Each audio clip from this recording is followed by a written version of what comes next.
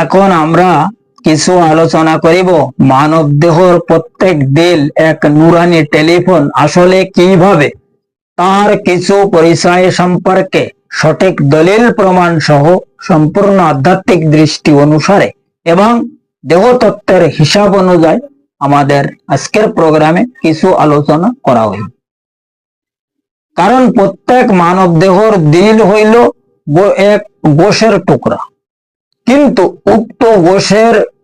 উক্ত দিলের মধ্যে এই যে গোশের টুকরার দিল, এই দিলের মধ্যে সেই মহান আল্লাহ পাকের যে সমস্ত মাকলুক গুণকে তিনি খোদ প্রদান ফরমায়া, তার উক্ত মাকলুক হইল মানব দেহর টেলিফোন, এবং উক্ত মাকলুক গুণের নাম হইল কলব, রুহু, সির, খফি, আকফা, আনা, নফস। কলবে সেলিম, কলবে মুনিব, কলবে শহীদ, নফসে আম্মারা, নফসে লবামা, নফসে মুলহিমা, নফসে মুতমাইনা। এরপর হচ্ছে রুহিয়া জামাদি, রুহিয়া নবাতি এবং রুহিয়া হাইমানি। এই সমস্ত রুহুগুলোকে আমাদের প্রত্যেক মানব দেহর মধ্যে সেই মহান আল্লাহ পাক প্রদান করেন। আর এই প্রদানকৃত রুহু হইল আমাদের একমাত্র পরিচালনার বিষয়। আমাদের জীবন জিন্দেগিকে এনারাই পরিচালনা করিতেছে। উক্ত উল্লেখকৃত মাকলুক গুণের হাকিকত সম্পর্কে সেই মহান আল্লাহ পাক সূরা বাকারার 31 নম্বর আয়াতে তিনি খোদ ইরশাদ ফরমায়েন, এবং উক্ত মাকলুক গুণের হাকিকত সম্পর্কে সেই মহান নবী পাক সাল্লাল্লাহু সাল্লাম তাহার সেই মহাপবিত্র জবান মোবারকে তিনি বিভিন্ন হাদিসে এবং বিভিন্ন হাদিস দ্বারাই মানব গোষ্ঠীকে ইরশাদে ইগরামিন ফরমায়। এই মানব দেহর যে ভিতরে যে আল্লাহ পাকের কিছু মাকলুক আছে, মানব দেহর দিল আসলে কিভাবে টেলিফোন বা নুরানি টেলিফোন হিসাবে কাজ করে, এসব বিষয়গুলো সরকারে দু আলম আমাদেরকে বিভিন্ন হাদিস দ্বারা তিনি আমাদের ইশারা ফরমায়া গিয়েছে। এই হইল মানব দেহর প্রত্যেক দিল এক নুরানি টেলিফোন আসলে কিভাবে, তাহার বিষয় সামান্য কিছু রুহানি আলোচনা আমাদের এবং আমাদের সুফি তথ্য টিভি অনুষ্ঠানের আসল হাকিকত, যাহা প্রত্যেক মানব গোষ্ঠীর জানার আসলে কিন্তু দরকার আছে বলে আমি মনে করি। কারণ উক্ত বিষয় সেই মহান নবী পাক সাল্লাল্লাহু সাল্লাম এক হাদিসে ফরমায়া, লিকুল্লি শাইইন সিকালা, সিকালাতুল কুলুব জিকির আল্লাহ। এই আল্লাহ পাকের জিকির দ্বারা আমাদের দিলকে কিভাবে তিনি সাফাই করার নির্দেশ ফরমায়। কারণ কি, এটা আসলে বুঝতে, এখানে শুধু বললে হবে না, এই ব্যাপারে বহু লম্বা কথা আছে। এই বিষয়গুলো প্রত্যেক বুজুর্গানের দিন ইশারা ইঙ্গিত দিয়ে গেছে। কারণ কি, এই ব্যাপারে হযরত মাওলানা জালালউদ্দিন রুমি রহমাতুল্লাহ আলাইহি তার মসনবী শরীফ কিতাবের মধ্যে কলে মোবারক ফরমায়া, দিল বদস্তে আবার কে হজ্জ আকবর ওস্তে, 100,000 কাবা এক দিল বেতার ওস্তে, 100,000 কাবা এক দিল বেতার ওস্তে, কাবা বুনিয়াদে খলিলে আজর ওস্তে, দিল গুজর গয়া, দিল গুজর গয়া জলিলে আকবর ওস্তে। এই যে উনি ফরমায় না, দিল গুজর গাহে জলিলে আকবর ওস্তে, দেখো এই ছন্দের মধ্যে হযরত মাওলানা জালালউদ্দিন রুমি রহমাতুল্লাহ আলাইহি এই যে দিল, এক দিল বেতার ওস্তে, এই দিলকে 10 লক্ষ কাবা কি বরাবর সমতুল্য করিয়াছেন তিনি। 10 লক্ষ কাবা মক্কা শরীফে যে কাবা রয়েছে, ওই কাবা 10 লক্ষ বার জিয়ারত করলে যে সওয়াব হবে, এই দিল, এক দিল, এমন একটা দিল আছে এই দুনিয়ায়, সেই দিলকে যদি একবার জিয়ারত করা যায়, ওই 10 লক্ষ কাবা জিয়ারত করার বরাবর সওয়াব বা নেকি আমাদের হাসিল হইবে। একথা মাওলানা জালালউদ্দিন রুমি রহমাতুল্লাহ আলাইহি ফরমায়, যেটাকে হজ্জে আকবর বলা হয়। আর হজ্জে আকবর সম্পর্কে কোরআন শরীফে বলা আছে।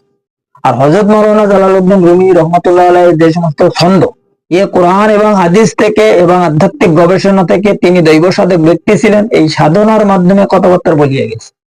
তিনি কোনো ফালতু কথা বলেন।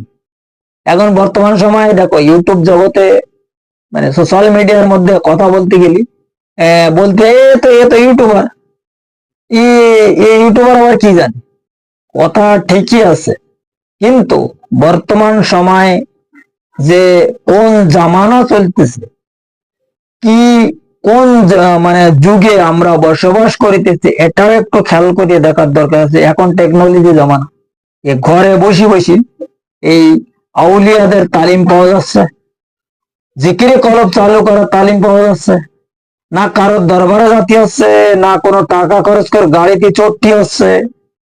এটা তো বুঝতে হবে না, ইউটিউবার করলে তো হবে না খালি।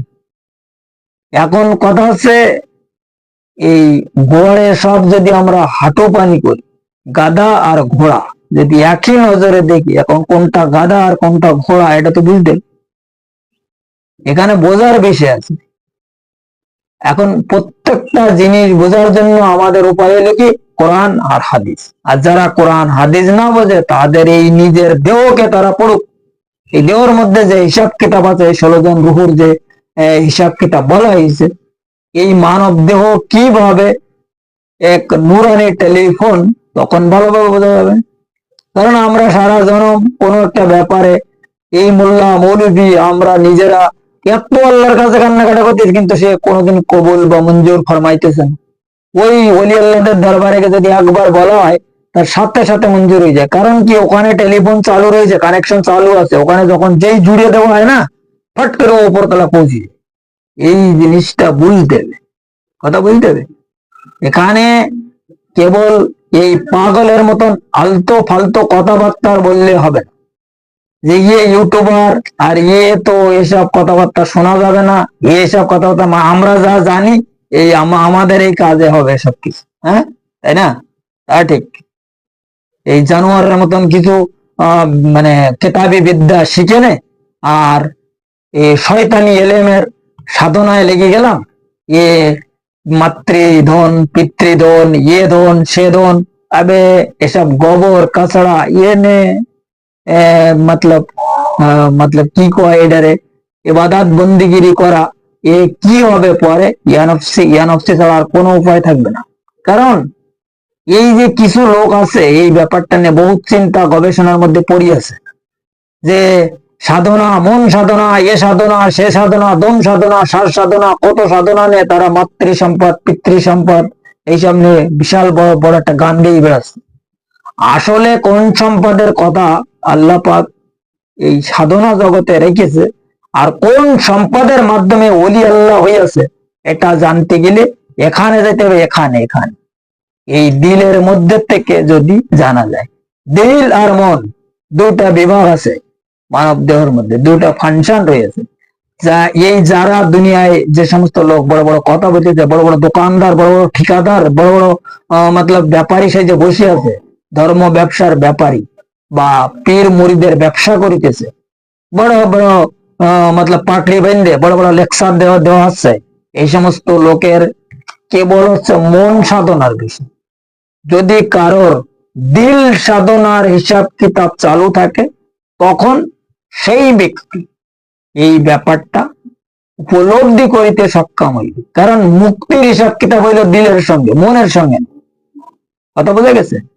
মন আর দিল দুইটা জিনিস। মন একটা আলাদা জিনিস, আর দিল আরো আলাদা জিনিস। এখন এই বিষয়গুলো বোঝার জন্য দরকার হচ্ছে সাধনা। আর সাধনা করতে গেলে ওসিলা ছাড়া কোনো ব্যক্তি নিজে নিজে সাধনা করিতে সক্ষম হইবে না। কারণ যখনই নিজে নিজে সাধনা করতে যাবে, শয়তান তার কোনো না কোনো জায়গায় নিয়ে বাস লাগাই দিয়ে দেবে। এই হইল আজকের প্রোগ্রামের সামান্য কিছু আলাপ আলোচনা এবং আমাদের সুফি তত্ত্ব টিভি অনুষ্ঠানের এক বিশাল বড় পরিচয়।